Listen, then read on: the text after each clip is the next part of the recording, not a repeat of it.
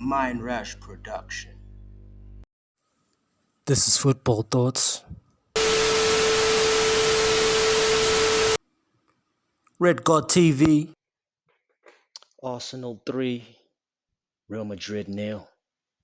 Damn, the Gunners came out of nowhere, man. They were gunning. Machine rifles, machine guns. Machine guns, man. I gotta take through the game before I go through the magic.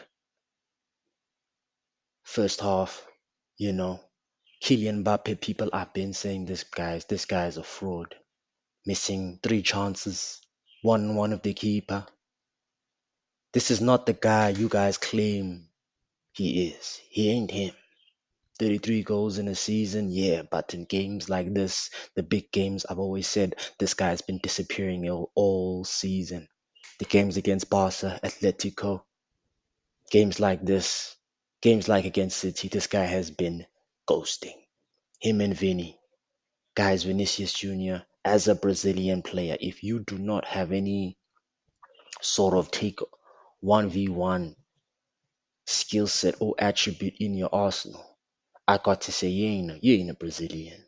This guy is an African man, then man. Like you can see if you had to check his DNA test, he's from Cameroon. He don't play like he's from Brazil. Makes sense why he's from Cameroon. Vinicius Jr. is washed, people. And he's so young. That's what's crazy. Jude Bellingham, because this was a technical game, he couldn't get into the game. The whole first half he ghosted, so is the second half. But because he's not technically gifted, games like this will expose him. Getting the ball, always slowing it down, getting pressed by the Arsenal press because Arsenal could see that this is a disadvantage to the Madrid team, knowing that it's a technical game. If it was me, I would have played Valverde in that left and cover up and put Franz Garcia on the right back and then just put the cam position for Arda or Brahim Diaz. Those are much more technically gifted guys who would have suited the number 10 system, number 10 role. Modric can't play the number 10 role because he doesn't have legs. Kamavinga, Kamavinga got a red card, man. And he's not going to be in for the next second leg, guys. And that's going to be stressful because that was Madrid's best player. Kamavinga was just intercepting, disrupting, losing the ball but didn't go into chase for the ball. He was the most hardworking player, and the fact that he's not going to be there, Valverde has to play his position next game. Rodrigo has to play the left. Carlo Ancelotti has to switch up the system so that he can come and create this sort of comeback. Besides Camavinga, Asensio is also a very great player, very great defender, very solid. You can tell he sees things before it even happens. Arsenal, there wasn't really too many players playing very well. Moreno got the goal, took it very well. It was like a Karim Benzema first time finish, very good striker's finish, even though he's not a striker. Martinelli ghosted, Saka ghosted. Thomas Partey, I've said this before. If when he plays the CDM instead of Declan Rice, Arsenal are a much better team. They play much more better. They have a focal point player who can do the both attacking and defending when needed to be, and he's got the gas tank. Whether Saka is injured, Timber or Declan, that could also be a major factor. But because Arsenal got the three lead in the first leg, it seems like they've kind of buried Madrid. This is a tough deficit to come back from. And then on to Declan Rice. People, listen, this Jollof Rice fella, I've been shitting on him. I still don't think he's a very good player, to be honest, if you in the in-game situations. But set piece, I'll give it to him. That first free kick, the wall wasn't set nicely by Thibaut Courtois, and he allowed himself to be a victim of his own mistakes with not setting up that wall because Declan just bent the ball over around that wall easy.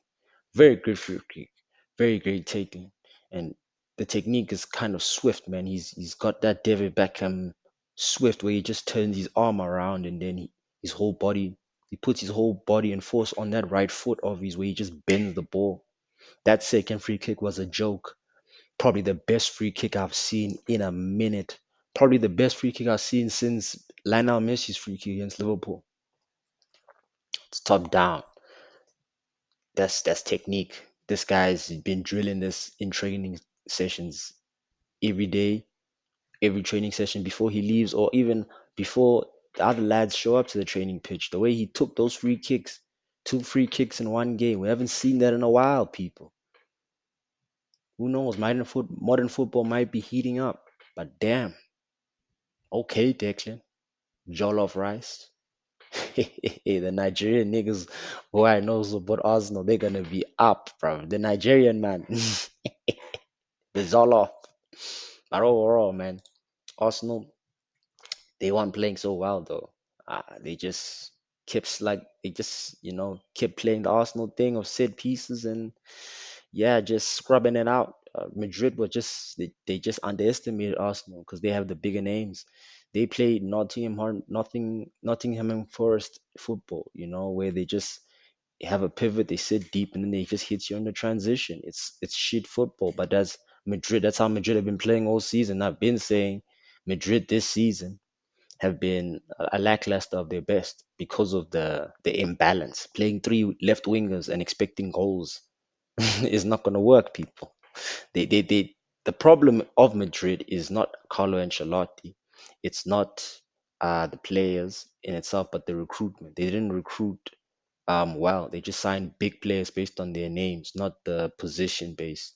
And the players that they're supposed to be playing, Ardan, Brahim, and Franz Garcia, those are the players that they should be playing. But they even miss profiling them when they're playing. So it's you can blame this loss of Madrid's players not capitalizing and also the recruitment from this season.